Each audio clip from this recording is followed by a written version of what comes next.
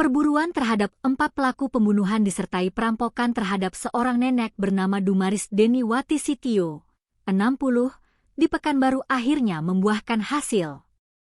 Tim gabungan kepolisian memburu para pelaku hingga ke luar daerah, tepatnya ke wilayah Aceh dan Sumatera Utara. Kapolresta Pekanbaru Kombes Pol Muharman Arta membenarkan penangkapan tersebut saat dikonfirmasi, Sabtu, 2 Mei 2026, malam. Alhamdulillah, tim gabungan Resmob Jatanras Polda Riau dan Satreskrim Polresta Pekanbaru berhasil mengamankan 4 pelaku kasus curas yang mengakibatkan seorang perempuan meninggal dunia di Rumbai, Pekanbaru, ujarnya.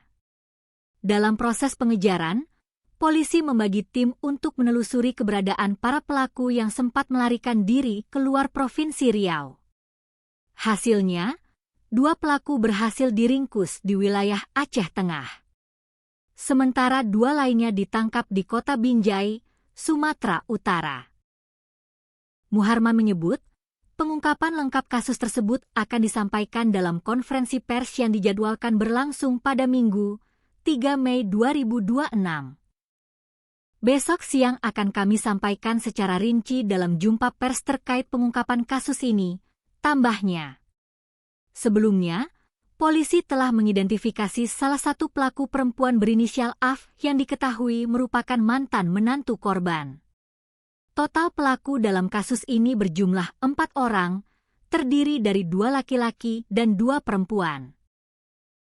Peristiwa tragis itu terjadi di rumah korban di Jalan Kurnia 2, Kelurahan Limbungan Baru, Kecamatan Rumbai, Rabu, 29 April 2026. Para pelaku datang menggunakan mobil dan sempat memantau situasi sebelum melancarkan aksinya.